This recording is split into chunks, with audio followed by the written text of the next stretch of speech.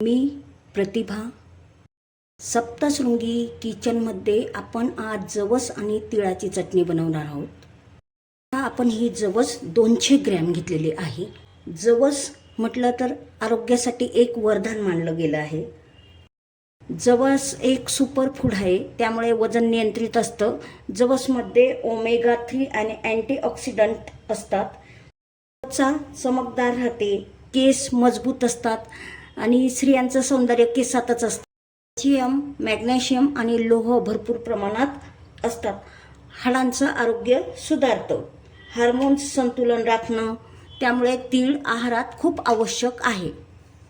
कढीपत्ता ही स्वयंपाकघरातली अगदी औषधी वनस्पती. कढीपत्त्यामुळे वजन नियंत्रित राहतं, पचन सुधारतं. कढीपत्ता त्वचेसाठी आणि केसासाठी अत्यंत उपयुक्त आहे. लसूण सुद्धा मी भाजून घेणार आहे, आपली चटणी जास्त दिवस टिकावी म्हणून. आपण 1 पोहे खाण्याचा चमचा जिरं घेतलेलं आहे. तुमच्या आवडीप्रमाणे तिखट कमी जास्त करू शकतात. मी बेडगी आणि संकेश्वरी मिरची घेतलेली आहे. बेडगीमुळे चटणीला छान रंग येतो आणि संकेश्वरी मिडियम तिखट असते. आवडीप्रमाणे मिरचीचं प्रमाण कमी जास्त करू शकता. प्रथम आपण जवस भाजून घेऊया. जवस मंद आचेवर भाजून घेऊया.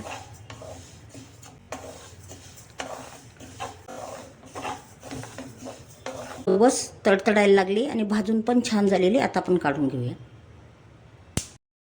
आता आपण तीळ भाजून घेऊया. मंद आचेवर तीळ भाजून घेऊया. तीळ आता मंद आचेवर भाजून घ्यायचे. पांढऱ्या तिळामध्ये कॅल्शियम भरपूर प्रमाणात असतं. तीळ भाजली गेली आहे. आता आपण तीळ काढून घेऊ. जास्त कडसर नाही होऊ दे. तीळ अगदी छान भाजली गेलेली. आता आपण काढून घेऊ. खूप महत्त्वाचं आहे केसांसाठी, त्वचेसाठी. कढीपत्ता अगदी मंद आचेवर भाजायचा आहे, कारण कढीपत्ता जर ओलसर राहिला तर चटणी खराब होऊ शकते. त्यामुळे कढीपत्ता खूप असा खुळखुळ आवाज येईपर्यंत भाजायचा आहे. कढीपत्ता खूप छान भाजून झालेला. मीठ आणि तीळ छान भाजून. मीठ आणि जिरं आपण भाजून घेतलेलं आहे, कारण की मॉइश्चर राहायला नको, चटणी जास्त दिवस टिकायला हवी. आता आपण लसूण व्यवस्थित भाजून घेऊ. लसूण भाजून घ्यायचं आहे, कारण की आपली चटणी 1 महिना आरामशीर टिकली पाहिजे, म्हणून आपण लसूण भाजून घेणार आहोत. आता जिरं आपण लसूण काढून घेऊया. लसूण काढून घेतलेलं आहे आपण. सर्व साहित्य गार झालेलं आहे. आता आपण मिक्सरमधून काढून घेऊया. सर्व साहित्य आधी आपण मिक्स करून घेऊ चांगलं. आपण ही मिरची पावडर मिक्स करू पद्धतीने आपण आता हे सर्व साहित्य मिक्स करून घेतलेलं आहे. आता थोडंसं जाडसर आणि रवाळ काढूया. अशी जाडसर आणि अशी रवाळ चटणी करून घ्यायची आहे. शिल्लक राहिलेलं आपण मिक्सरमध्ये फिरून घेऊया.